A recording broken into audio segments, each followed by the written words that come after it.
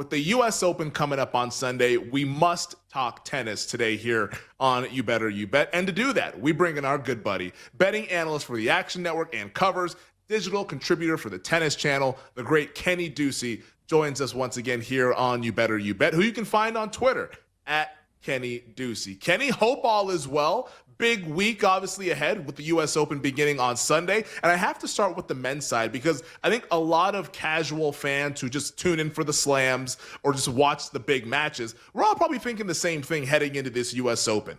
Are we headed towards another Sinner Alcaraz chapter with a final once again in a Grand Slam, or could someone else upset the apple cart? And there's something that we should be considering when we look at the betting markets.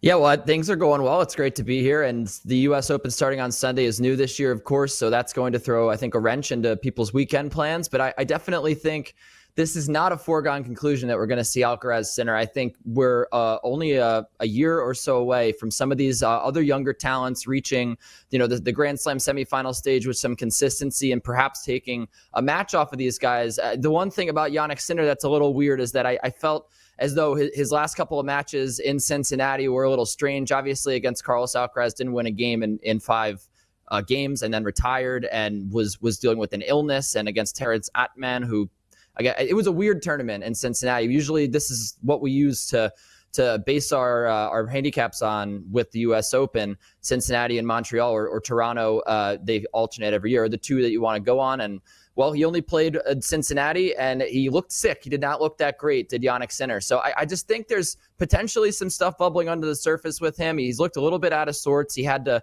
play 2 tiebreakers against players he should really not be letting hang around in the early rounds of that tournament, Gabriel Diallo and Adrian Manarino. So, no, I don't think so. I mean, I think Jack Draper is going to make a Grand Slam final in the next couple of years. I think Ben Shelton is going to make a Grand Slam final. There's a lot of guys that are just about to break through. So I think while we were used to the Federer-Nadal finals all the time, or Djokovic-Nadal, Djokovic-Federer, I think that there's going to be a little more parity on the ATP Tour. And I feel like Alcaraz and Sinner are ahead of the pack right now, but there's a lot of weaknesses still in their game. Carlos Alcaraz has been playing some sloppy tennis for the last couple of years. He's still been winning because he's just better than everybody else.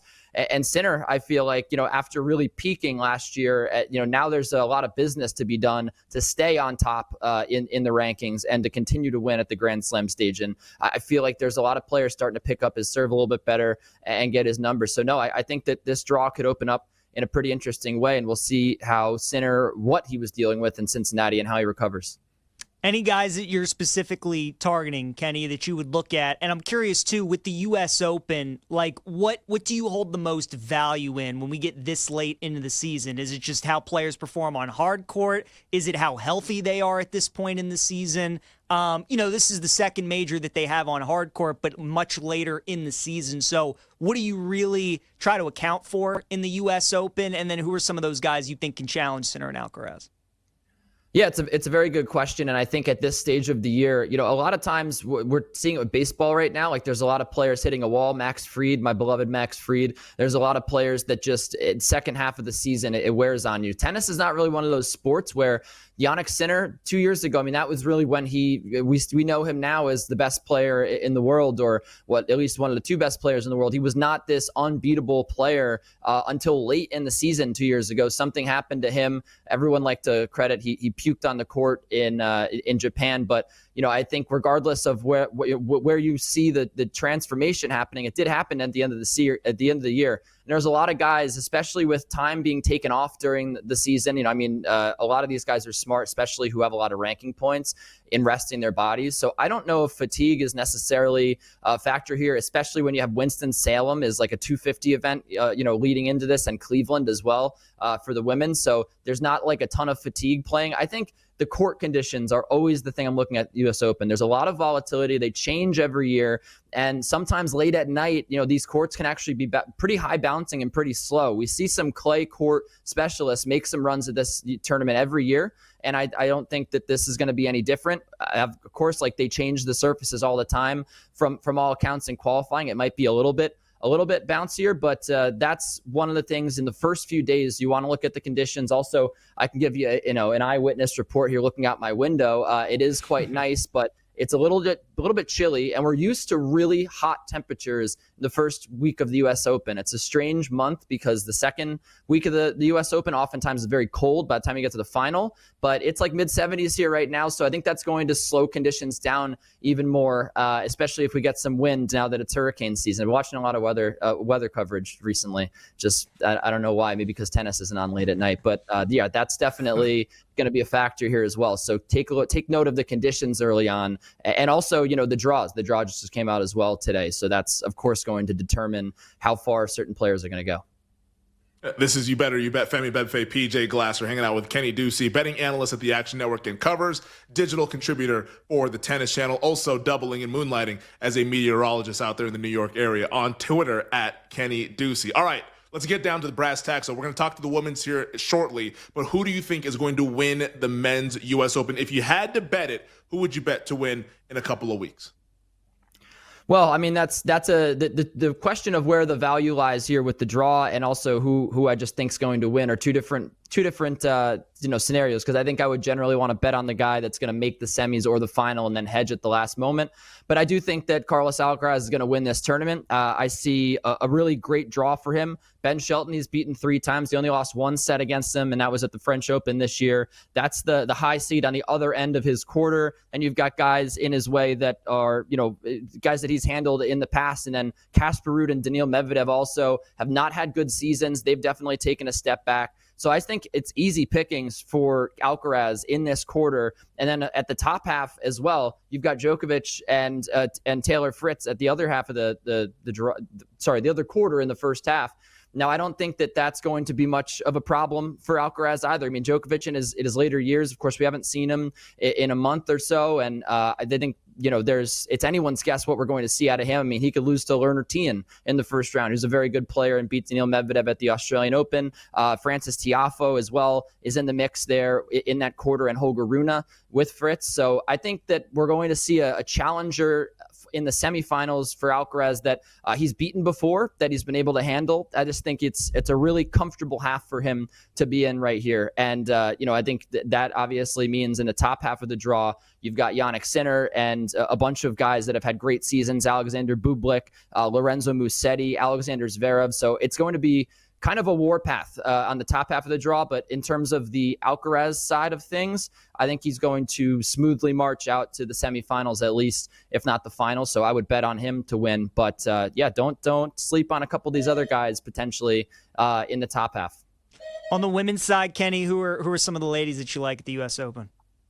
Well, I can promise you I didn't order anything while we had a scheduled appearance here on the show. They just love to ring my door. The women's draw is going to be a little bit unpredictable, because this is the first time in like 3 years that I've just been so indifferent on Aryna Sabalenka. I mean, she had a really tough hard court season. We haven't really seen her play much. She had an early exit at one of the 1,000 level tournaments. And, really Iga Swiatek has just taken the tour by storm. She's been far and away the best player in the world for the last 2 months. That's been a story we've seen many times over the last few years. But, Aryna Sabalenka took that number 1 ranking from her. She's taken some really big Grand Slam titles and just had a lot of mental issues to overcome. But now it kind of feels like maybe those are coming back into play here. And, here comes Elena Rybakina. I mean, she's right there in the middle of this quarter for Aryna Sabalenka. I'm a big fan of Rybakina coming into this tournament. I think that the odds are correct on Swiatek. I think that she should be the runaway favorite here, but Rybakina has really repaired her game. It's really weird because it felt like for a calendar year, like we didn't really notice that Elena Rybakina was playing tennis because she wasn't doing well with the Grand Slam. She had her coach was suspended at the end of last year. It was a very strange sort of 6 or 7 months. But when you look at her record, I mean, I think she's 41 and 15 across all competitions, if I'm not mistaken. She's had a great season. She's only won 1 tournament, and it was an insignificant one, but she's had really good results in the last couple of weeks. She's playing well. The serve looks great. She's beating some of the best players in the world, and she's beaten Aryna Sabalenka 6 of 14 times they've played. They should face off in this quarter, but don't sleep on Jasmine Paolini either in this quarter. I just feel like this is a rare opportunity we can attack Sabalenka's quarter, because there's a lot of good names in here, and it's not a great, really Sabalenka's not in good form right now. So that's where I stand there. I do feel like there's going to be very few challengers other than that in terms of up high in the odds. I mean, you see Victoria Mboko had a great run in Canada, and Naomi Osaka, who she beat in the final there. Obviously, they're playing very well. Like Alina Svitolina's playing all right now. But I'm either in the camp where you want to go with Rybakina or Swiatek, or you want to take a big long shot, because that's also a very big possibility in this tournament. We see it year after year, slam after slam, really. But there's some lurking giants like Barbara Krejcikova in this draw, and there's some overvalued names like Jessica Pegula who just have really not had it this year, and have now all of a sudden have to really play a pretty tough draw here with Andreeva, Mboko, Ostapenko, Samsonova in there. So there's going to be a lot of challenges for Pegula. I really like taking some of the long shots here that could maybe make some noise early in their draws, and things could break right for them. Kenny, we got about 45 seconds left. Should we be looking to fade Coco Gauff after she fired her coach earlier this week? Is that something that you want to kind of attack, or is that just a nothing burger? No, absolutely. I mean, I'm definitely not looking to bet on Coco Gauff to win this tournament. And it feels like the issues with her forehand that she overcame when she won the U.S. Open for the first time, when she had Brad Gilbert as her coach, it feels like the serving issues are like a little bit worse. It's almost like she's got the yips right now. They're trying to repair her motion. She cannot win this tournament without a good first serve she can get in, because her second serve has always been a big liability. So I think it's big trouble for Coco Gauff here. It's been a tough end of the season. She's probably going to look to reset after this. And Madison Keys has played really well at this event before, and if she even gets there, right? I mean, Naomi Osaka could easily take her on the third round. Absolutely love it. That is rock star analysis of the U.S. Open from our guy, Kenny Ducey, betting analyst, Action Network covers, digital contributor for the Tennis Channel on Twitter at Kenny Ducey. Kenny, we appreciate you for joining us. Good luck with the bets. We'll talk soon, man. Great to be here. Go Jets.